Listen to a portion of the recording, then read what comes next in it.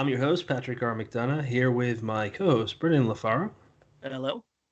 and author, John Horner Jacobs. Hi. Um, we like to ask our guests usually what got you into horror, but with you, it's a little bit different. You write in many genres, so can you tell us maybe how your journey with horror began? Yeah, definitely. And thank you for having me. I really appreciate it. Absolutely. I got into horror pretty much because of my dad.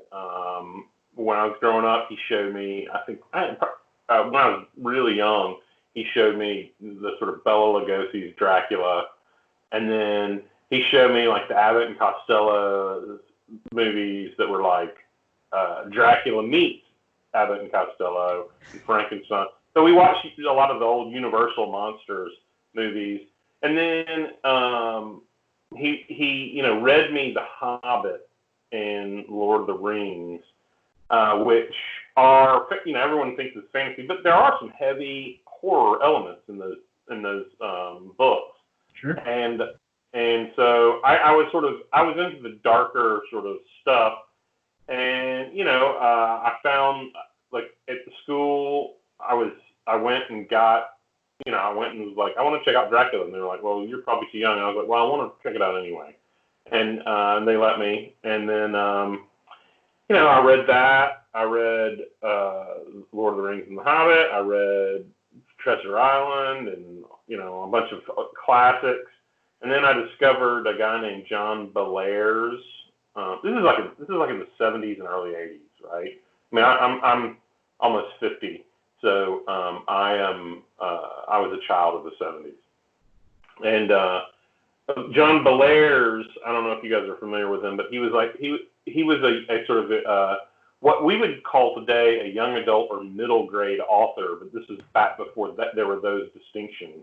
But he did write books for kids, and they were full of witches and wizards and like ghosts and curses, and they had covers by Edward Gorey on them. Mm. And so that really sort of got me deeper into the horror thing. And then I liked horror movies, and we got my dad. This is like in the early 80s, and I was like 10 or 11. We got I don't know how old you guys are, but you look like you're younger than I am. I'm 31.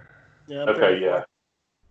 I mean, you guys probably don't remember a time before internet, or I mean, I'm sure you remember a time before internet, but I mean, when I was like 10 or 11, if you got cable television, like I grew up with a rotary dial phone, television.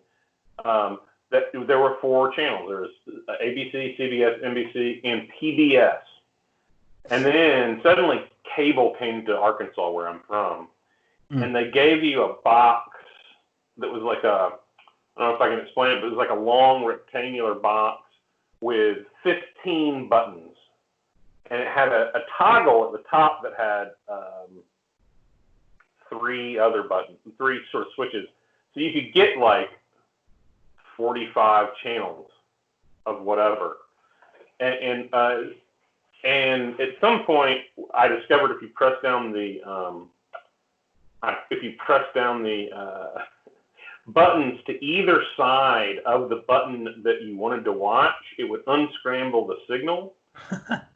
And I would watch like HBO and whatever. So I started watching, and I had to do it sort of like on the sly because I didn't want my parents to realize that I was sort of like stealing HBO and or Cinemax but I would watch like late at night into the night, just like my hands cramping holding this thing like so I could unscramble the signal and watch horror movies and like movies that had boobs and stuff. Like I was a kid, I wanted to see all the illicit fun stuff. But that's really what got me into, and in a lot of those 80s horror movies, both of those things sort of combined. Anyway, so that's really how I mean, that's a really abbreviated history of like how I really got involved in horror. And when I was older, I started like, I had like when I was in my teens, I had like You know, we had a Betamax, and I would record. You know, we would set stuff for me to record all the horror movies, and I had like I had a Fangoria subscription. You know, I mean, the weird thing about back then in the 70s and 80s is it's not like today, in the sense that, like, right now there's so much horror, supernatural, science fiction, and fantasy being produced that it's almost too much for one person to watch and consume all that media. You know what I'm saying? I mean, it's just an explosion. But back then, at this time, like all that stuff, all science fiction, fantasy, horror, comics, all that stuff was on the fringes of everything. That was not the predominance of culture. It was geek culture. It was nerd culture, and you know, it was on the edges of stuff. Like, you know, back then, jocks didn't look like, you know, the world has sort of gone under the sea change where, like, they play video, I think video games are really responsible for how it's been mainstreamed, because, like, when I was a kid, you know, you wouldn't find, like, any of the guys I played football with wouldn't, like, I couldn't talk to them about, like, horror movies. They just weren't into it. That's like, you know, that was not their thing. Probably because they weren't exposed to it, right? Like, I was very special that my dad was sort of, like, into showing me these things. But nowadays, like, everyone who plays video games gets these sort of horror, science fiction, and fantasy concepts, even at a young age. Even if they're not really, you know, even if the guys who I would have grown up with played video games, they wouldn't have played, like, they might not have played Skyrim, but they would have at least seen it. Like, they played fucking Madden or FIFA or whatever, you know what I'm saying? But at least they would still be exposed to some of the fantasy ideas and not think it like total nerd stuff. So I think the sort of video games, Marvel movies, comics, and role playing sort of all mainstream these ideas. So, and now, like, if you look at our culture, it's all, I mean, like, media is predominantly speculative now. I really rambled on there, but we love guests that do that. We love the long drawn out answer to that first question. I would agree with you. I would jump in. I would agree with a lot of things, but specifically the Marvel movies point. I graduated high school in 2004, and I think Iron Man and The Dark Knight were really when that whole boom not started, but really took off was 2008. And you just saw it go from, I mean, when I was in high school, you couldn't, nobody knew who Iron Man was, but you definitely couldn't, you know, like him at a football game. You couldn't talk about him with just anybody. You couldn't discuss, you know, what the mighty Thor was up to that particular week. And it just kind of brought superheroes, into the mainstream, but with that, a whole lot of other kind of acceptable areas, like you said, video games, and even to a degree, fantasy. I don't think it's uncool to like Lord of the Rings these days, and that's definitely a turnabout from, you know, I would say the 1970s. I wasn't born in the 1970s, but can you speak to that one? I mean, look, when political figures started telling, you know, using the phrases like "winter is coming" and "bend the knee," and I was like, the world has changed. Like for that to happen, you know. But, you know, I guess what I was sort of leading to when I was first started talking is, back when I was a kid, I could pretty much, other than a few things, I was aware of every little bit, every horror movie, every science fiction movie, which were normally space movies, every fantasy movie, and I went and saw every one of them. If it was on TV and it had some sort of element like that, I was there for it. You know, I remember fighting with my parents that were trying to watch, like, Salem's Lot when I was a kid, and they wouldn't let me. And then I got up and walked in, and it's a one scene where the kid is scratching at the window and just being totally fucking traumatized by it when I was a child.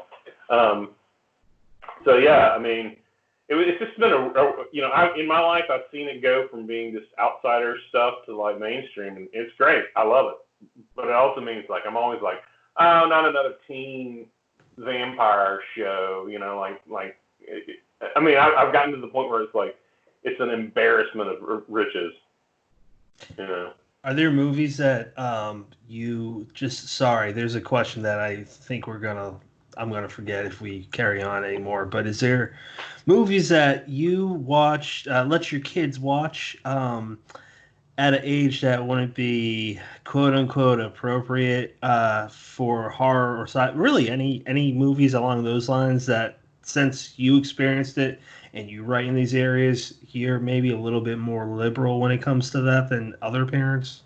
Well, I'm really lucky that my wife is sort of rides pretty tight reins on me. She was always worried that the phones are a thing, and it's always being bombarded with visual stimuli. It was so I normally, it's been great the last couple of years that my kids got older, where it's like they're totally fine. They can go see R-rated movies themselves. But I mean, I guess about 14 or 15, I started showing them more like horror-y stuff. Both of them will say that one of their favorite movies is Fright Night. And I love that movie. I mean, this is one of my favorites. I saw it in the theater multiple times. So getting to watch stuff with them like that is really cool. Actually, and like I said earlier, after we finish this, we're going to go watch Tales from the Crypt, Demon Night, starring Billy Zane. What about sorry to cut you off, Brennan. I got one more question about this. Kind of similar to that, Creep Show. I just started watching the show. Like, I love the first two films. Watched it when I was like 12 or 13 on DVD. Just started watching the show, the one that just came out this year, and I was curious if you watched it. I did. I did watch it. What did you think? Because there's a lot of names in our community that wrote for an episode. It's pretty cool. Yeah, I really, a lot of it it went sort of quick, and I watched it in a binge, not like a binge, but like I watched it in a binge, so it all sort of blends together. But the one I really thought, the first episode was probably the best, with the Josh Mallerman and the Stephen King from Night. I think it's that Night Shift story about the father who's drinking bad beer and turning into this. Those two were great. I thought those were great. I thought a few of the other ones were kind of, some of them were hits, some of them were misses. I think they were struggling with some production budget, right? And it was a Shudder. I think it was a Shudder thing, wasn't it? Yes. Yeah. And so some of the budget constraints you could really see. I remember look, I didn't think it was very good, but I remember enjoying the one with the actor from the Reanimator series, and I'm blanking on his name right now. I can't remember it. But he played the Nazi in that werewolf one. And like, I love werewolf. Like, I love the classic sort of universal monster creatures, vampires, werewolves. I love zombies. I mean, I'm kind of a classicist when it comes to like spooky creatures. I mean, I liked that one, but I recognize that the one with the Nazis and the werewolves was not really a good piece of horror, but I still liked it anyway. Yeah, that's true. Okay, Brennan, sorry, take the lead, man. No, I was going to ask you to just kind of take us through your journey into beginning to write. And, maybe you could connect that with the way you kind of grew up and enjoyed different genres, your fantasy and your horror. I'm curious about how that kind of affected your decision on what to try and write when you first started. Yeah. Okay. So when I first started writing, I did write when I was younger. Like I tried to write stories in high school and in college, and I didn't really have a lot of success.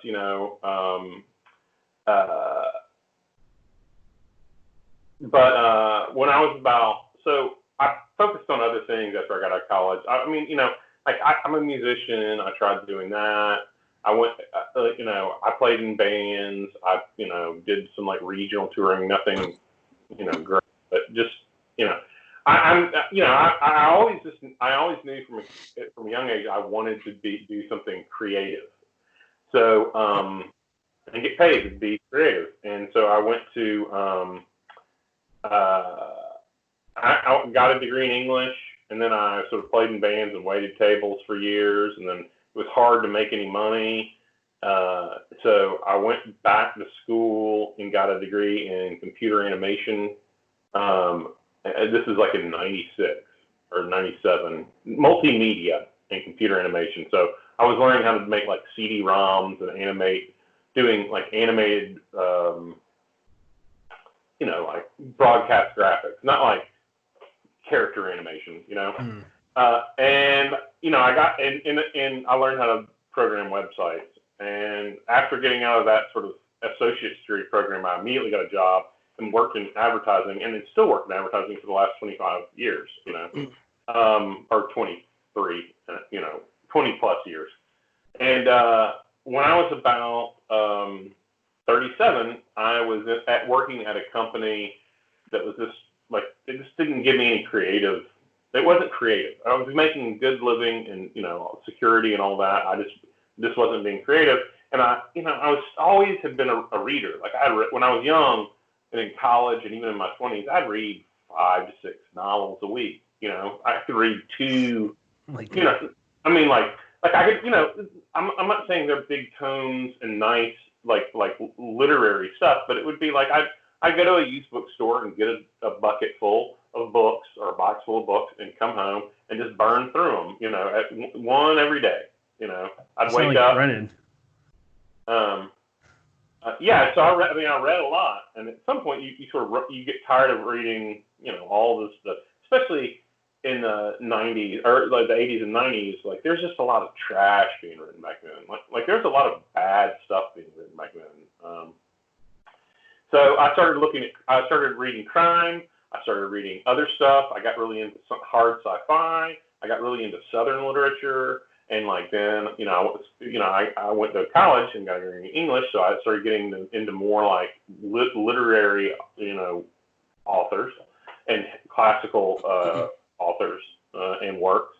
And then, so anyway, I had kept up that reading habit until, most of my life. It slows down. You just don't have time because life gets in the way. But by the time I was 37, I was like, what am I going to do? Like this job, I'm not really energized by this job. I want to do something creative. I wasn't playing music anymore. So I went to the bookstore and was just sort of looking around, and I saw this book, No Plot, No Problem, a high-speed guide to writing a novel in 30 days. It was written by the guy, I think his last name is B-A-T-Y, Beatty. Anyway, he's the founder of the National Novel Writing Month. And this was like October 15th. And I read it. I read the book in like one hour. It was, it's a very slim thing. It's not like I'm like a speed reader or anything. But, and I was like, yeah, I'm going to sign up for the National Novel Writing Month. And over the next 15 days, I sort of took all the stuff I was interested in at the time and tried to just create a story about it. And that happened to be like, 50s A&R agents and, blues music and pirate radio stations and, Lovecraftian gods. And I took all that and sort of put it into the sort of plot of Southern gods. And for the next, once National Novel Writing Month started, I wrote 50,000 words. It was like 1,600 a day or something. I did it, and then the book wasn't finished, and so I spent the next 4 or 5 months finishing it and polishing it up, and that's how I sort of wrote that first book. Oh wow! Yeah.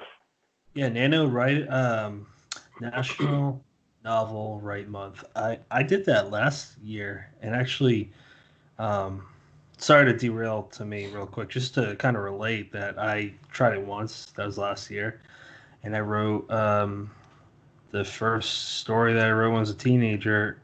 Only I adapted it from a screenplay that sucks, but I turned it into a 50,000 word novel. Man, it's crazy. That's an accomplishment in itself. What you did, plus you stuck with it, and you turned it into a book that like it's clearly very popular. It did well. Yeah, it's like it's what's crazy to me is it's like it remains my most popular book, and I feel like I've gotten to be like a better writer and a better storyteller. But people are like, "Nah, we just like this first one you did. Fuck these other ones," you know. Is And that kind of it was nominated for a Stoker, wasn't it? Yeah, I was. Yeah, but to me, it's almost like you kind of took a lot of passions and poured them all into one place. And they always say, write the story you want to read, write the story that's in you. And I mean, that's so if you're basically pouring all the things you're passionate about together, granted, it could end up a soupy mess, but it also is that kind of passion for it is it's going to shine through. People are going to pick up on that.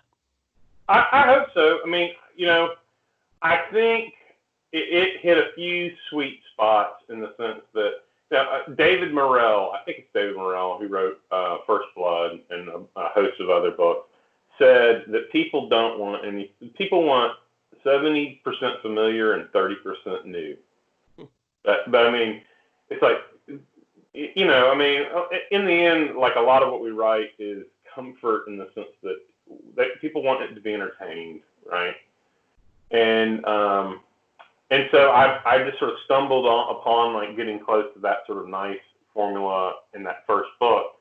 I feel like I've done it in the previous books, but here's the reality: is the world loves new things. The world loves new people on the scene, debuts, and you never like. If I could tell any author who's coming out with their first book, one thing it would be, like plan and use your debut well, because it's probably the time you will get the most attention in your career. I mean, that's just the sort of the reality of things. I mean, it might not be true forever. I mean, you can look at a lot of careers that sort of like have big intro and then sort of dip, and then over the decades later they start rising. And George R. R. Martin is one of them. But he had so many failures that he got out of writing and went to Hollywood, and look what happened to him. So, did I answer the question, or did I just? I forgot what the question was, so let's say yes. Okay, all right. Now, skipping an absolute ton of your catalog, although I'd love to come back to it later, you wrote kind of a sequel to Southern Gods for your new book out, as we're recording this, out yesterday, called Murder Ballads and Other Horrific Tales. Did you kind of have the seed of that story from when Southern Gods was released, or did you kind of feel a little bit of pressure because that's one of your more popular works? I didn't. I didn't feel any pressure to do that. Like, you don't get like an author at my area, which I'm a comfortable, established author. I guess you'd call me a mid-list author. I can still get published, but like, I'm doing well. My books are getting published. I'm getting deals. I'm starting to get published in other countries. I have some things on the horizon I can't talk about that, would be game changing.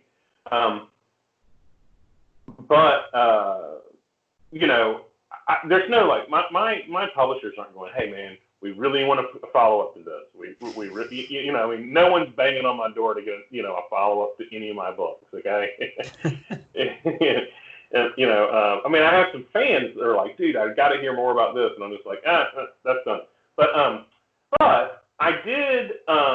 So my previous book, A Lush and Seething Hell, I did revisit some of the themes of Southern Gods, which was a sort of intersection between roots music and superstition and the supernatural.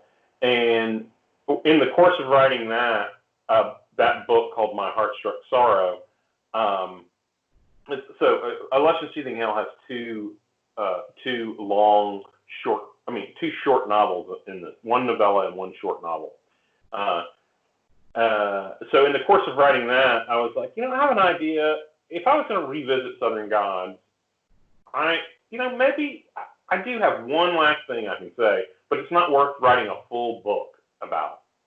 And then this collection sort of fell in my lap. My agent was like, hey, this publisher said they want to publish your backlist that doesn't have any audiobooks. They really just wanted them for audiobooks.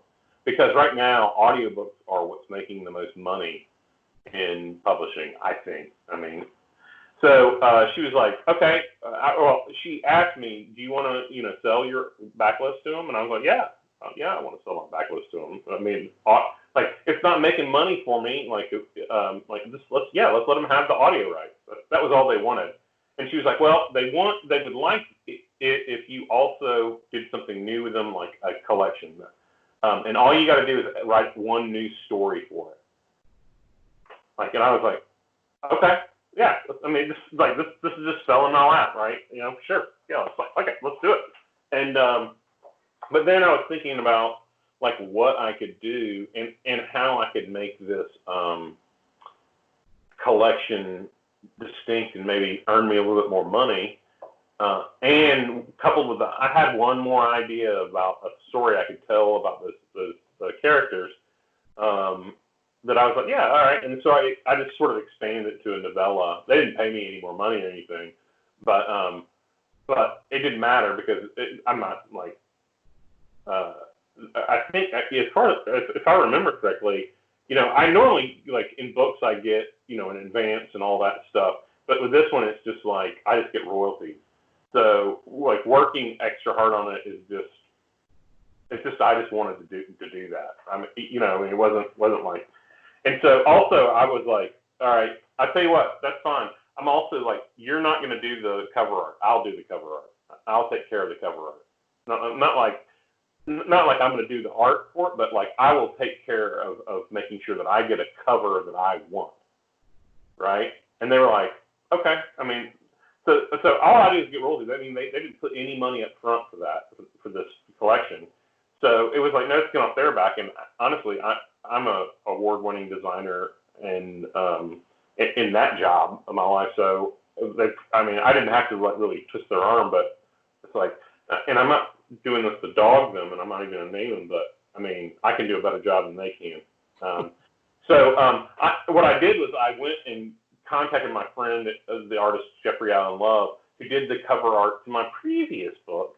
And I was like, I want to use this art you did as a concept for my previous book because it still works for this new book. And he was like, yeah. And we worked out a deal.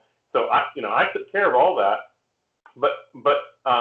So if you look at that book, this collection, it families very nicely with my last book. It has the same look, it has the same style, and so I was able to, because they didn't pay me anything up front for it, I was able to take control of it and sort of make sure I had exactly what I wanted, and I really like that sort of level of control. You don't get it when they pay you a big advance. They're like, no, hey homeboy, you back up. We're gonna do what we're gonna do, and you just we'll show you stuff, and you can say if you like it or not. But yeah, so and if you don't like it, too bad. Yeah, exactly. So yeah, exactly. Seriously, you have as an author with HarperCollins, I have no say in the cover. Normally editors will be like, sure, okay, if you hate it, we're not going to saddle you with this. But yeah. So so I wrote it, and then I had one other story that was unpublished. It was like a crime noir piece, and so I put that in there too. And then I got all the stories, my best stories, which I don't write a lot of short stories, and they tend to be long stories. So I got all of them and sort of put them together, and it took me. It wasn't that big of a deal. It took me like a month to write the novella. That's not a lot of writing time, and I like where it turned out, how it turned out, and it's a nice selling point for the book because people like Southern Gods for some reason, and so there's it's got a little novella that's a sequel to it. I mean, I think one of the more fun pieces in I'm not slagging it. I mean, it's a great little piece. I like it.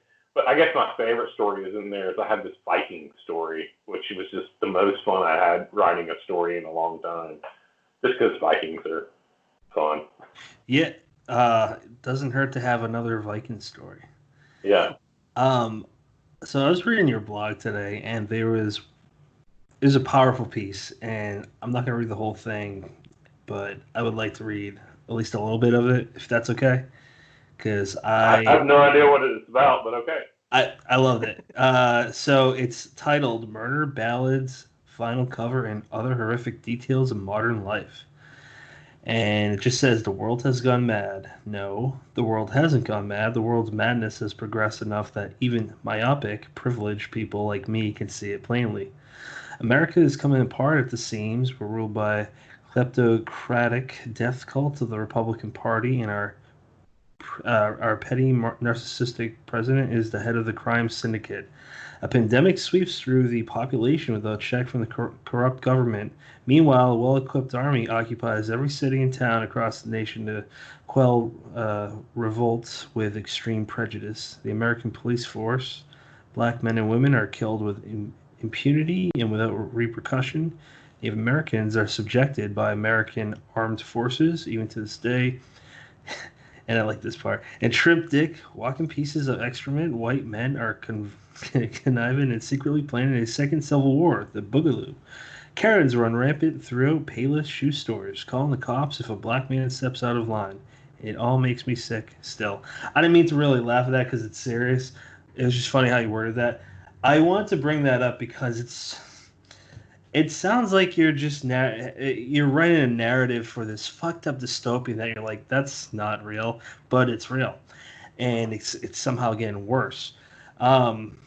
And it absolutely reads like a back cover synopsis as well, which is again not really funny, but yeah, it's that's satire. It's Truth is stranger than fiction.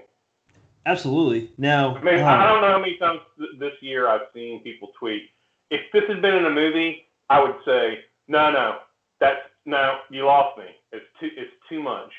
Fucking murder hornets. Yeah. The murder hornets are overkill. I just find it very weird how at one point that there's statistics throughout the world about the pandemic, and they're like, hey, this is what can stop it, or at least not stop it, but this is gonna keep it from preventing it from spreading. And people are like, America, fuck that, my freedoms. Yeah. It's crazy to me how stupid people are, and it made me realize that I talked to people at work know I'm a writer, so I just said, like, if I wrote this, I wouldn't believe it. I'd be like, no one's this dumb. Yeah. Well, apparently, yes. So there's like 30% of America is this dumb. So I'm just curious, as a writer yourself, what does this do for you? Because we can't help but think about what would, as fucked up as it may sound, and I'm not trying to make light of it, we can't ever help but think about a story in any event. So as a writer, if you don't mind, like, what is this? Everything, not just the pandemic. How does that play out through your head? I don't know. I mean, like, I really, in some ways, it's just, I've started doom scrolling, like, just like can't stop. I'm starting, I'm at home. I've been at home since March 15th or March 14th or something, working from home. I don't leave a lot to limit my exposure because I'm the breadwinner of the family. My wife tends to do all the shopping. So, I mean, I literally just sort of have been in this house for 3 months. I'm starting to get I'm starting to become an insomniac. Because it's so sedentary, I take walks and, do some work around the house and yard. but because it's sedentary, I moved to like a 1 meal a day thing, so I'm not just like becoming a 300-pound, you know what I'm saying? Like I'm Yep. like it's just like it's kind of like I don't know. I'm like mentally, I'm in a bad. Obviously, you can just read that I put on my blog. I mean, I'm in a bad mental state, and I find myself retreating into the work, like retreating into. I'm doing a. I mean, guys. I mean, I've gone a little crazy in the sense like. So I started playing D&D with a group of people, and I'm GMing and doing it on Roll20, which is a platform. And then I was like, and I bought like a module and it's their world. And I was like, nah, fuck this. And I've created a fucking world, a map. I created the histories, the pantheon, the gods. I literally got a Swedish list. I don't know if you know what a Swedish list is. I don't know what that is. A Swedish list is a list of words that are like 300 to 500 words that are the sort of building blocks of any language. And I built 2 languages for this fucking world. I mean, like, fucking, like, crazy shit I'm doing. I mean, I mean, it's just like, but I'm doing stuff to sort of stop me from thinking about all the shit that's going on. I'm hiding. I mean, I'm literally burying my head in my work. I started a new book. I'm writing a new book, and I'm totally, like, actually pumped about this book. I'm so excited. But then I'm also like, you know what? I'm fucking going to illustrate it with lino cuts, which are like pressings, like wood etchings. And I've been doing, it's on my Twitter and Instagram feed. You can see that shit. But like, I'm literally going a little bit cuckoo with the work. But it's all sort of like I'm throwing up these walls that are just trying to fend off, just total panic because it's just it's so bad. And it's just getting worse every second.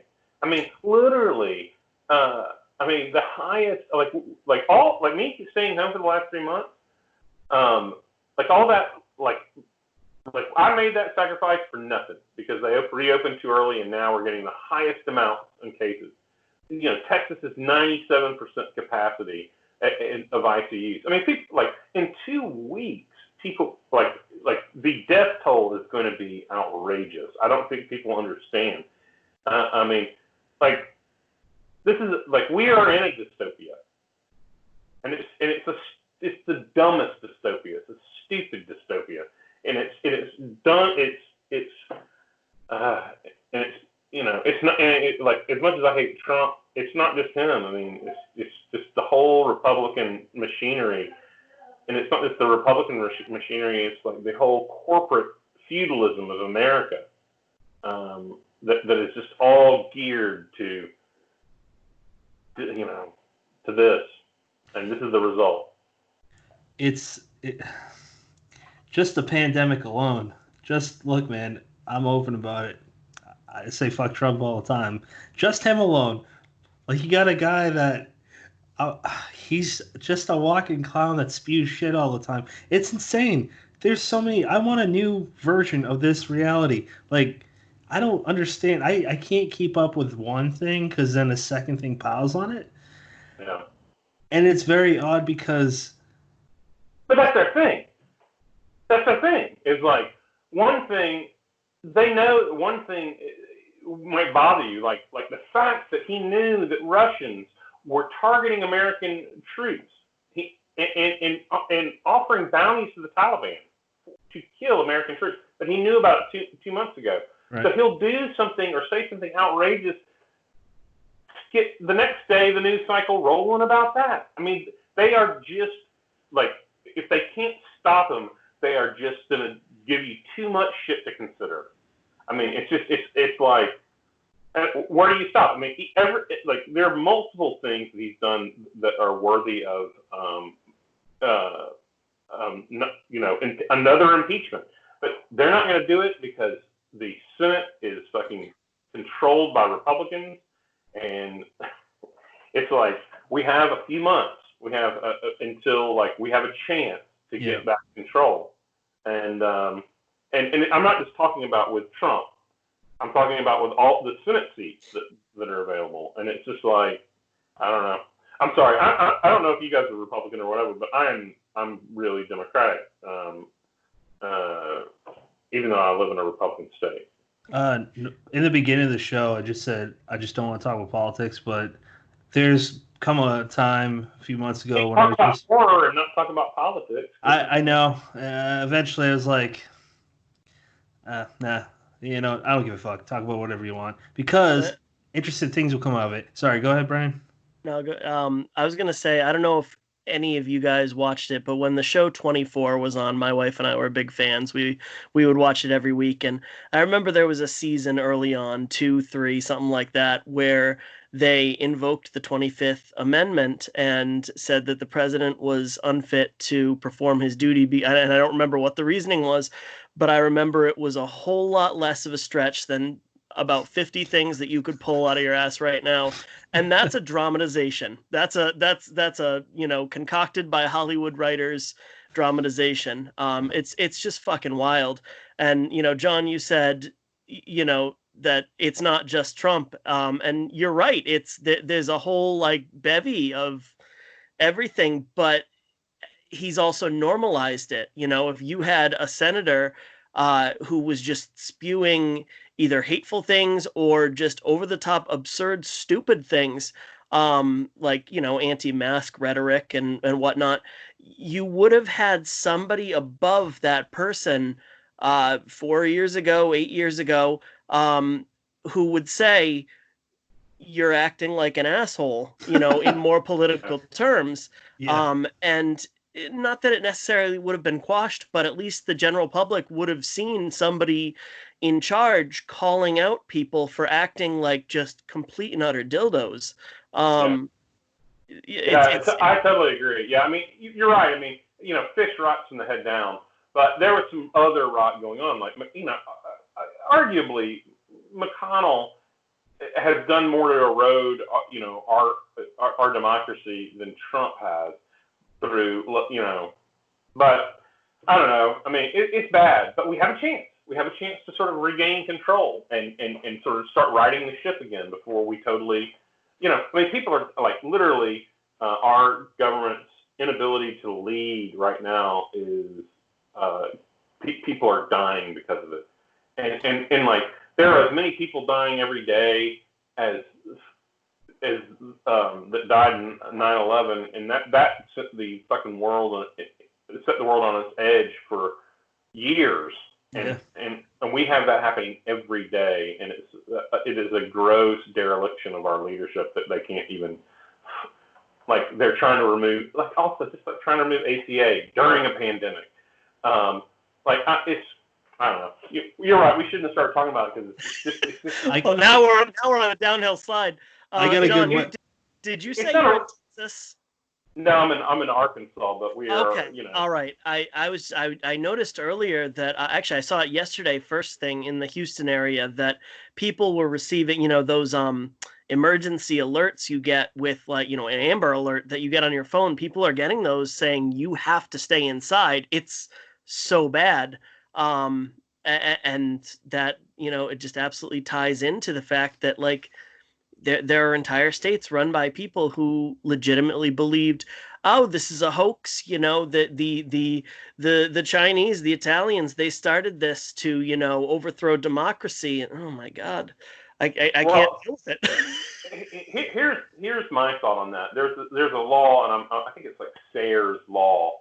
It is, don't ascribe to malice what can be explained by stupidity, right? But with the Texas governor, with my own governor, I am ascribing it to malice, and the malice comes from, I don't think these men are stupid. They aren't, but they are owned by commerce. They got into office through donations to people, and it's like, we're not going to allow the years of commerce to come to a stop, and that means keeping our states open. And it's all blue states. I mean, it's all not blue states. It's all red states, southern states. And these guys, are just going to. They have they have their, gods that they worship, and those gods have their hooks into them, and they can't really say no to. And when I say gods, I'm saying like in Arkansas, Walmart, Tyson Foods. These big, you can't shut down the economy without Walmart and Tyson going, no, you're not gonna do that. We donated this amount of money to your campaign. You're not gonna say that everyone has to stay home. You're not gonna issue that order. And that's just the reality of it.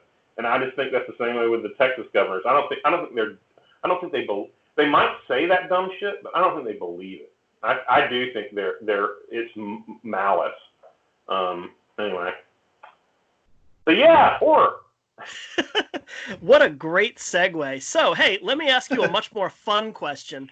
Okay. You had mentioned that, the project you're working on now, the novel you're working on now, that you're creating liner types to basically include illustrations with it. And I did see some of those. They are absolutely awesome looking. That coming from a failed art major in college. So, I mean, take that for what you will. So I'm curious, is that something you'd maybe always like to have done and just didn't have the time? Or did you just say, fuck it, I'm going to go crazy if I, don't come up with something to keep myself busy? Yeah. So, I mean, I drew when I was a kid a lot. I was I had pretty good, hand skills, drawing. So I did a lot of drawing. And then when I went to school, it required, when I got the associate's degree in computer animation and multimedia, it was technically an art degree. So I had to take life drawing classes and whatever, and like color theory and all the design and art stuff. Or I liked to do that because I was interested in that. So I have some training in some art like that. And then, in my job, I am a designer and sometimes illustrator on very small things, and have been for over 20 years. So I'm still exercising those design muscles. So I know how to. I know how to sort of make a composition and whatever. I mean, I'm not the greatest artist in the world, and I did have a conversation with my agent and an artist, like asking them, are these good? I mean, are these good enough to be in a book? And the honest answer was, yeah, they are. But I'm always, I look at them and be like, I wish I could have done that better. I wish I could have done that better. I wish I was a better, I wish I had better hand skills. But the cool thing about a liner cut is once you take your drawing and you sort of get it on the board that you're going to carve it out of, it takes on this sort of magical sort of roughness. It makes it look older, like it makes it look almost from a different time. And that actually happens to sort of really work well with the book I'm writing, because I'm leaning into the things I'm good at, and I'm pretty good at historical fiction. And so this book takes place in the 1800s, and so anyway, I'm really working. I say I'm working hard at it, but I haven't done it for this week because it's all been leading up to this book release. Oh, that's a valid reason. Brennan, did you have another question about this book, or did you want to move on? I actually have a question about the book that you have out yesterday, Murder Ballads.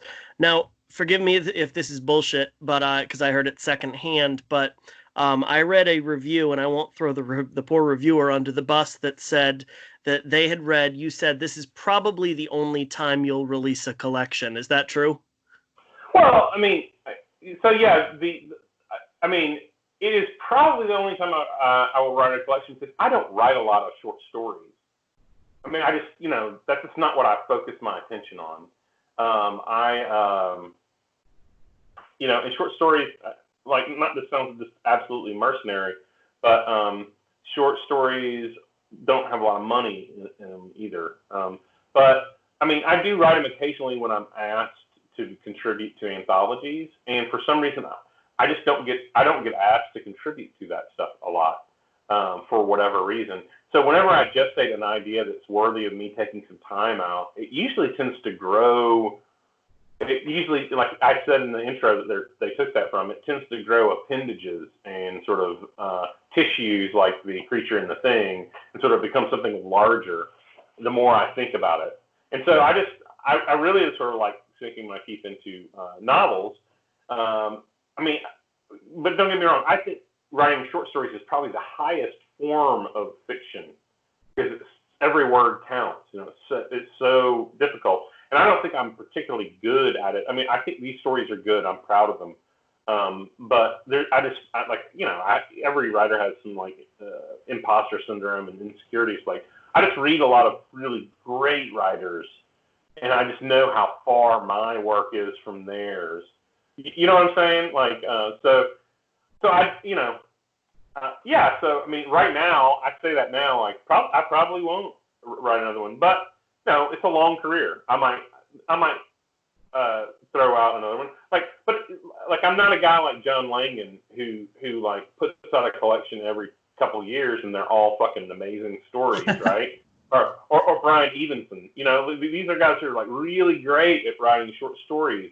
Or Kelly Link, or like just, there's just people who are just exceptional at that, and that's their preferred sort of form. And it's just not mine. Mine is the novel is my preferred form.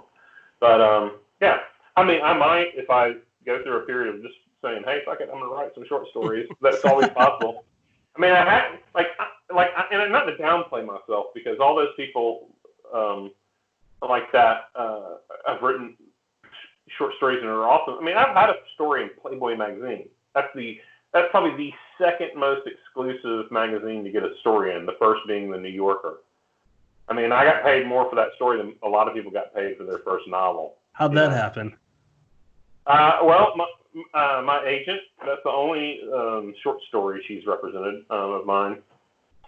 She just sent me an email saying, hey, I had a conversation with an editor at Playboy, and if you have anything you think could suit them, I'll send it over to them. And I was like, no, but I have an idea for a short story that I will write. And I did, which was like, I liked, when I was younger, I read a lot of John Updike, and I had a story for sort of a John Updike kind of 70s couples story meets superheroes. And I wrote it. And here's the thing, it's like, unless you have that, I can put it on my website, which I need to do, but like the contract stipulated that I can never resell that story. I can never, like, it only exists in Playboy. Playboy can do whatever, can do stuff with it, but I can't ever do anything else with it. And but I can put it on my website. Huh. So yeah, no, I mean, it's just exclusive. They don't have film. They don't have film or audio rights, but they have the rights to the story in perpetuity. But they paid enough for those rights, and I don't really feel bad about it. But that's gonna feel good, because I'm not the most knowledgeable guy with like Playboy stories, but the only other author I've heard that has a story in there is Stephen Cake, so that's pretty good company to be with. Yeah. Patrick doesn't pick it up for the articles. Yeah, I knew that was coming. Somebody had to say it. Yeah. So, John, we talked about your... Go ahead. No, I was like, I think I did post on Facebook when it came out. I was like, imagine that, to like all my high school friends. Imagine that. Out of all of us, I'm the first one to have their picture in Playboy. Because I am not a handsome man. Just to time check, because you said you got an hour, just wanted to check with you. We are at 57 minutes almost, so how much more time do we get with you? Yeah, I'm fine with a couple more questions, a few more questions. Sure. Just don't ask me about politics. We'll curb that. We'll leave that behind for now. So, John, we talked about your first novel and we talked about your newest collection, and literally nothing in between. So I'm wondering, what in your body of work would you like to see kind of get a little bit more love? Okay, I'll say, I mean, I'm very proud of everything I've written. I love my young adult series. I think it's really original. and unique. It starts with the 12-Fingered Boy, and it has other ones. But I love my fantasy series, and I think horror people would like my fantasy series. It's kind of epic fantasy, but it's kind of weird West as well. It's an alternate history, and it's dark. And I love it. I mean, I've gotten a lot of attention for this last book I wrote, Lush and Seething Hell. It really sort of connects to Southern Gods and some of my other works. They're sort of like a fabric, and so I'm still sort of in promotion mode for that book because the paperback comes out next month for it. I've got some, there's just some interesting, let's just call it left coast related things regarding that book that are possibly on the horizon that I can talk about. So, I'm still like really jazzed about that book, and it's probably the best thing I've ever written. It is more on the literary end of the horror spectrum. And all that entails, which means like, maybe not all your one of the things about like horror, a lot of horror writers is they want to answer every question and wrap up everything and just give you all the answers and explanation for all the occurrences. And literary fiction tends to sort of tend toward the questions are actually sometimes more important than the answers, and that's where Lush and Seething Hell falls.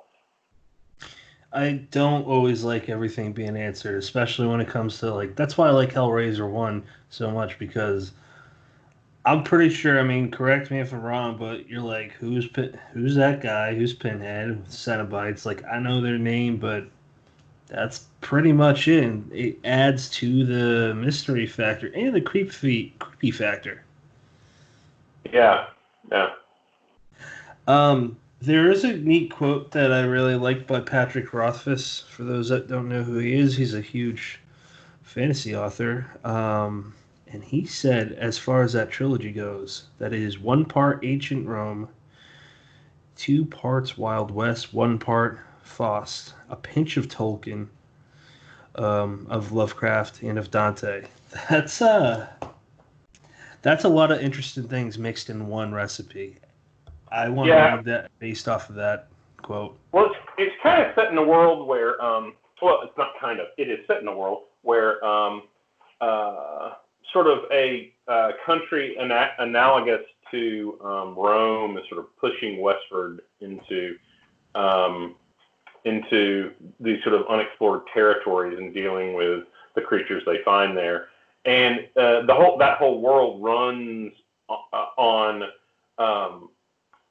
infernal combustion is what I like to call it, in the sense that it's bound. It's like men who are called engineers, which are really summoners, raise and bind demons in engines to power the world. And so, the guns, every gun has a, bound in every, round.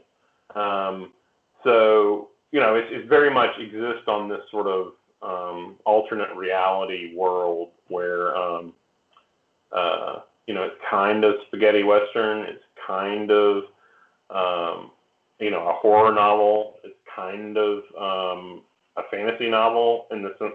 It is a fantasy. It's all fantasy, and it becomes more so the longer it goes on. But yeah. What are you a history fan at all? A history fan? Yeah. Yes. I write historical fiction, so it's like it's not even that I'm a fan. It's like I am a dilettante student of it. I ask because I'm getting that impression the more you talk about your stories. I'm curious if you have one area where you are particularly drawn to over others. For a long time, it was Rome that highly influenced. I read I've read in the course of my career, I don't know, man, hundreds of books about Rome, but also hundreds of novels set in Rome. I love Roman sort of dramas, so that was a big influence. But no, it was nice. You learn how to research something, and on the one hand, every time you write a book, you have to do it differently, and you have to learn the process all new. But you don't have to learn how to research stuff again. Mm. So in some ways, when you're doing work like that, you might have to learn how to write the whole thing differently, but you don't have to learn how to research it. And like when I was asked to do the Swords versus Cthulhu story, and I chose Vikings, I was like, awesome. So when I started researching it and reading the books and everything, and putting just a lot more work into it than I needed to, probably, it was great because it was like I have muscle memory on this. Like I might not know what I'm going to go on the story, but I know how to research this and get the details I need and figure out like what details I want to show, what I don't. And it was cool. And once I was researching it, it started to inform the story. So yeah, I mean, but you know, like for my new book, I'll give you guys an exclusive. In my new book, the title is tentatively called A Gentleman of Carpathia, and I'm doing a lot of research on Hungary in the 1800s, and so you know, I didn't think I would be that interested in it, but it's really super fascinating stuff. Like you know, history. You know, a thing that a lot of people who like fiction and fiction solely don't realize that a lot of nonfiction writers are really good writers. Yeah. And nonfiction can be at times as exciting as fiction. And I don't know if you ever read The Devil in the White City, which is a nonfiction book, but that guy knows how to write in a way that is just as engaging as any. He's as good or better than any fiction writer. So anyway, I've really sort of discovered how good nonfiction can be enjoyable, and you know, I really like reading it. So, and you never know what you're gonna, you know, you never know what's gonna sort of excite you like that. I mean, you just have to sort of. I didn't really think I'd be that jazzed about. I was just sort of like. I just think I need to get an understanding of the socio-political situation for veracity, but I don't need to really dive deep. You know, I don't really need to dive deep into Hungarian history. And then I'm like, oh shit! No, I need to figure out about the Dacians. I need to figure out about how they did glasswork. You know, like I started to get, you know, yeah. So I mean, I don't know what's going to sort of grab me, but it usually something does. You know, it's just like the whole language thing. I'm almost obsessed. You know, recently I've become a little bit manic about stuff like that. I understand. Have you if you haven't, I highly recommend this. Have you seen on Netflix Roman Empire? It's a 3-season docuseries. I think I watched the first few episodes where it has some info and then has a little bit of dramatization. Yeah. And honestly, that there's a couple things working against me on that one. One is like I just spent years writing this sort of Roman thing, and I just sort of come to my just came to my end on like being that fascinated by it. And the other thing was, I think the whole sort of going back and forth between facts, like nonfiction, and the sort of storyline. I don't know, it just wasn't working for me. Okay. Just real quick, what it is for anyone that might be interested. Season 1 covers Commodus. It's called Commodus Reign of Blood. It's before Julius Caesar, which is season 2 focuses on Julius Caesar, master of Rome, from the beginning to when he has his sudden downfall. And the third one is Caligula, the Mad Emperor. That title alone should give you a few insights on what to expect. It's just that way to live. Very few had it good. Most had it shitty. You don't have any health care, basically do what they say. Well, yeah, but I think, I mean, I'm not arguing with that. You know, there was 1 million people around the time of the end of the Republic living in Rome. 1 million people in an ancient world city. Yeah, it's crazy. I mean, it had a robust system of government that our government is based on. Right. It had plumbing. It did have healthcare. It had barbers, which served as surgeons. It had civil engineers. It had a lot of stuff going for it, like structurally. But a lot of that was powered on slavery, and that's not. I mean, obviously, that's not good. But they lived they lived a life not too dissimilar from ours, in the sense that there was a lot of industry, there was a lot of intelligence, like there was a lot of academia. There were a lot of craftsmen and craftspeople, and I mean, I don't know. It's a common idea that people in that time, they were extremely cultured and urbane. Like, I don't know if you know about Juvenal, but this one, no. I got into a small Twitter beef with this one guy who was quoting Juvenal. It's ridiculous that I'm getting into a Twitter beef with an author about fucking ancient writings of Rome. But Juvenal made this guy was saying, look how terrible these Romans were about this, and he was talking about this festival of I can't remember the festival off the top of my head, but it was one of the festivals in which an inversion takes place. Like instead of the head of household being in charge, the lowest person in the household becomes, like whatever. And it was this. The guy was using it to prove his point that always people were bad like this. And I was like, listen, man, I don't think you understand Juvenal. Juvenal's writings are in a lot of ways satirical. Like, he's overemphasizing. He's taking a position and dramatizing it in the exact same way that Stephen Colbert did.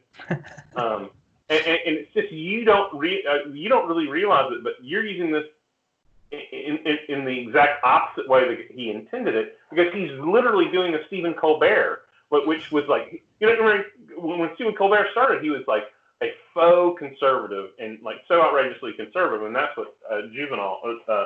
Wait, is it Juvenal or Juvenus? I might be totally. Anyway, it was a long time ago. I double checked it before I got into beef, though.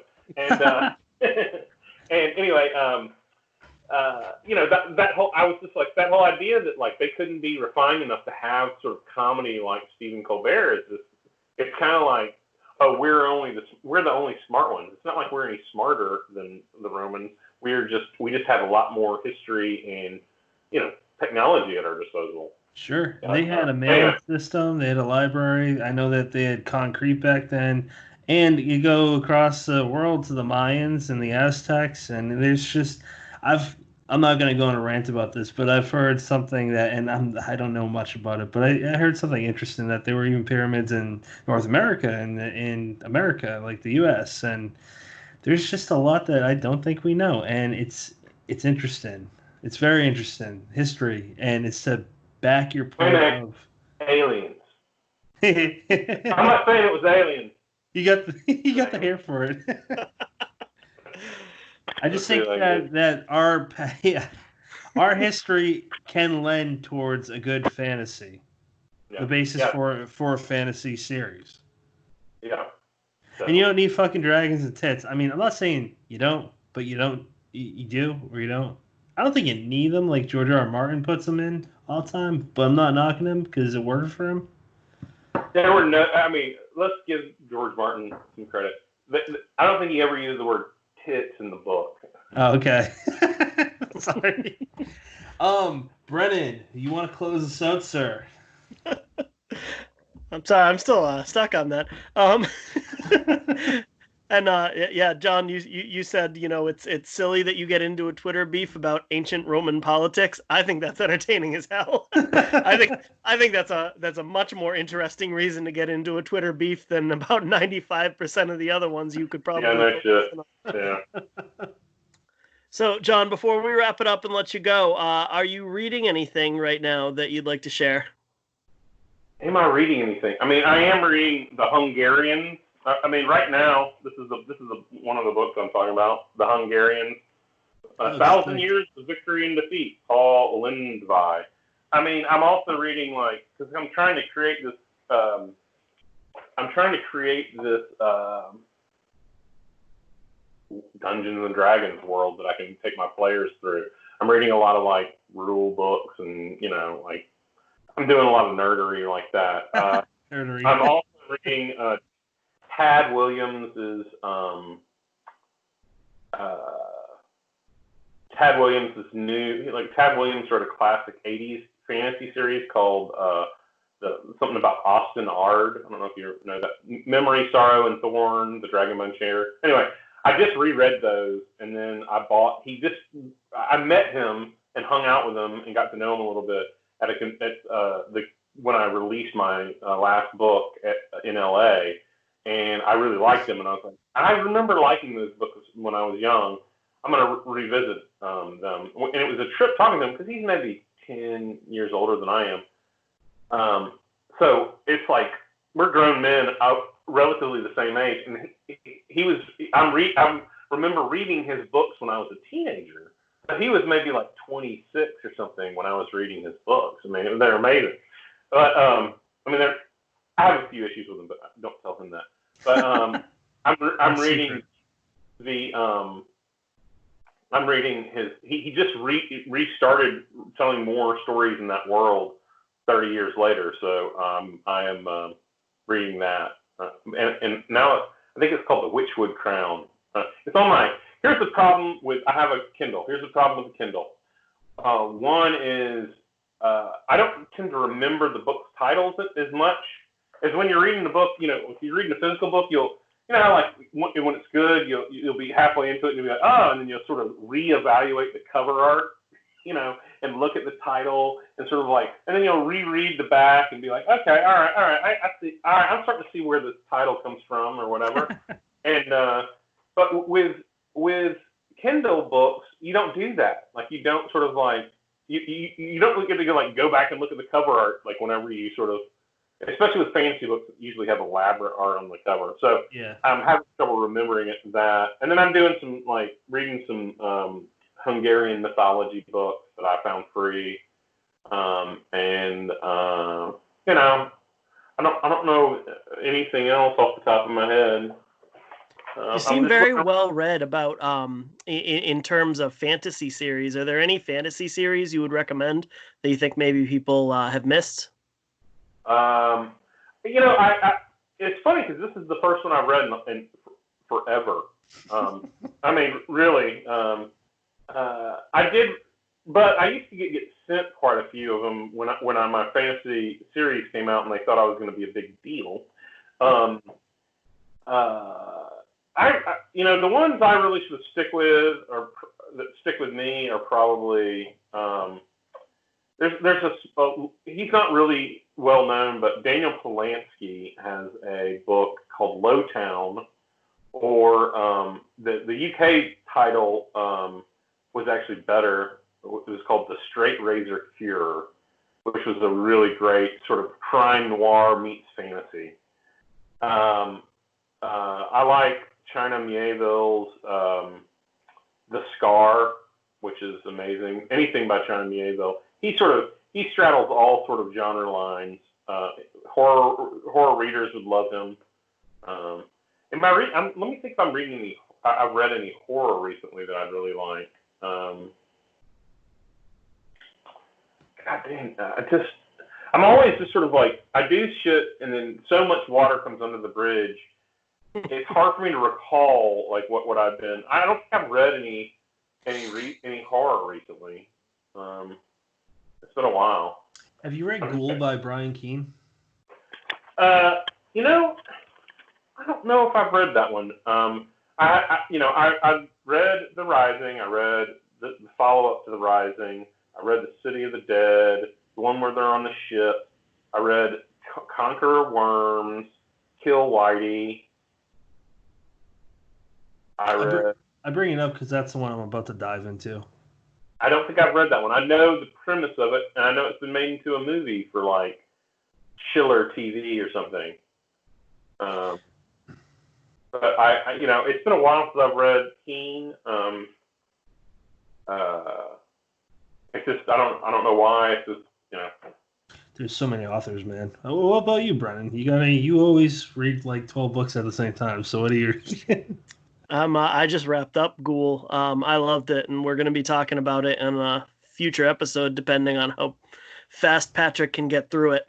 I mean, go. I'm reading Hunger on the Chisholm Trail by Mike Ennenbach. It's the second book in Death Heads Press, their splatter Western series. This one has Wendigos. Oh, cool. Yeah, my thoughts exactly. Yeah. And I'm definitely reading other stuff, but I don't know what the fuck it is right now. So. I leave it at that.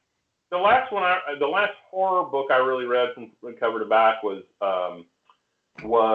Nathan Ballingrud's Wounds. Oh, okay, that's a popular one.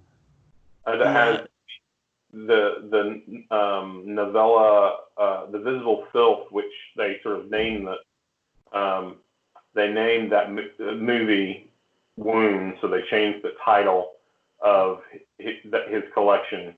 And Nathan Ballingrud is an amazing fiction, short story and shorter fiction writer. He's one of the best guys working out there right now. Oh, and Brian Evenson, I read his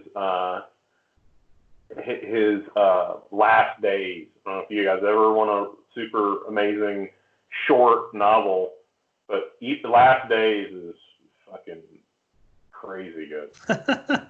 That's good to know, man. Gotta look out for that. Where can people follow you? Don't know where I was going with the. I am on Twitter too much at John Hornor, Hornor. It is almost like horror, but not quite.